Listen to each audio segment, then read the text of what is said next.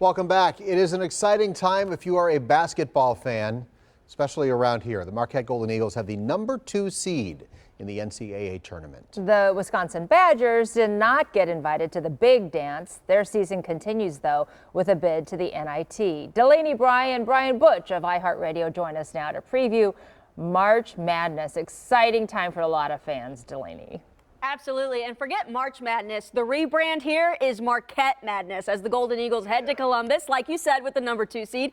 Brian Butch joins us to preview it all. Brian, thank you for joining us, and let's jump right into it. Marquette will see Vermont in the first round, and all pun intended, this team has some claws. They do. You look at this Vermont team, they do a lot of things really well. But for me, it's about what Marquette does. You know when you're in this situation and you're the 2 versus the 15. The 15 is going to be a quality team. We've seen a lot of upseeds. By the way, St. Peter's was a 15 seed last year, so you got to always be a little worried about that.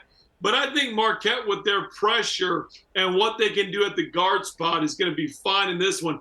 I really look past that second round and see what Michigan State can do. Now, I know Michigan State, they have to beat USC, but it's the physicality of Michigan State, and they have experience at the guard position. Now, Marquette, what they can offer, they answered that question about physicality against UConn.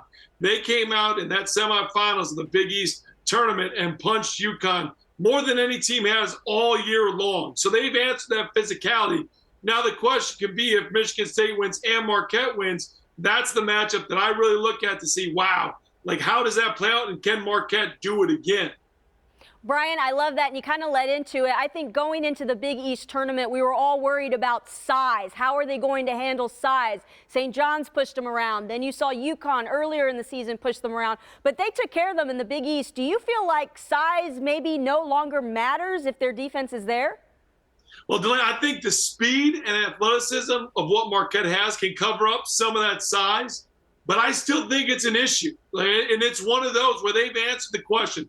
They've answered the question. They've answered the question again. However, when you talk about what happens in the tournament, all it takes is one time to have a slip-up.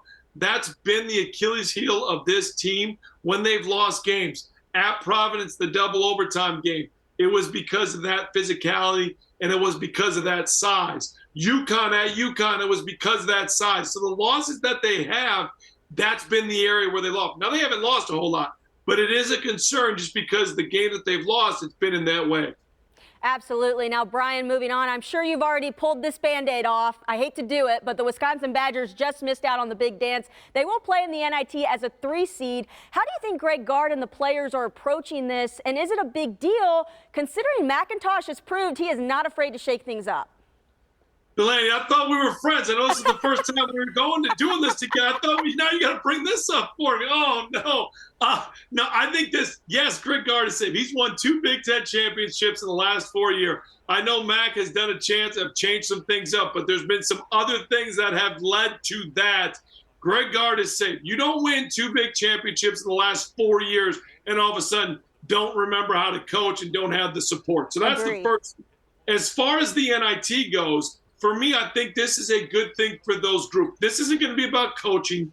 This isn't going to be about the X's and O's.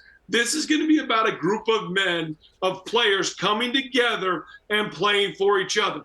And that does have carryover for next year. So for me, we'll find out really early on if this group wants to play for each other. And I think they do. I know these guys well enough. I know they want to play for each other. So that's what I look at with this. It's a great opportunity to create that bond, which is so important. And you can't complain about some more games at the Kohl Center. On to UW Milwaukee. This is a big deal because, yes, we were rooting for a Horizon League championship, which would have led to an automatic bid in the NCAA tournament. But it's the CBI for the Panthers. Bart Lundy with a successful first year, in my opinion. What do you think for this team? Yeah, I think it was a successful season. Now you get a little bit more basketball. There's only 3 teams in the country that are going to end their season with a win. Milwaukee has a chance. Wisconsin has a chance. Marquette has a little bit bigger of a stage, but they have a chance, right? And obviously everybody wants to play in the NCAA tournament, but you are still playing.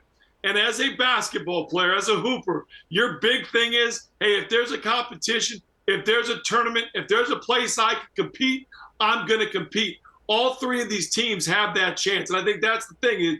And for Milwaukee and Wisconsin, it's building blocks. For Marquette, it's can you stamp your legacy? Can you become the best team to ever play at Marquette? That's an opportunity that Marquette has. For the other two programs, it's how do you build upon that moving forward? And what do you take away from these extra games, these extra practices to be able to continue to grow what your program is?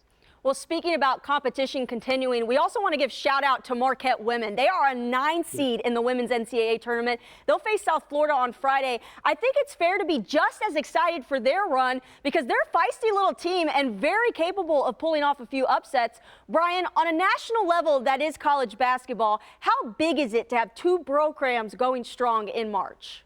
Well, I think it's huge. And you look at what it is. And for me, it's the conference, right? It's the Big East. You've got UConn. You've got Villanova. There's a lot of great teams in the Big East as far as women's basketball goes. So you look at both sides, and I think that helps the men team as well as what the Big East has done. So I think Marquette being in the Big East and being a basketball-centric league, when that's their main focus, there's no football, there's nothing else to focus on. That's what you look at when you look at kind of a program. And for me, Marquette, not only on the men's side, but you look at what they've done with the women's side and the growth and the development of that program.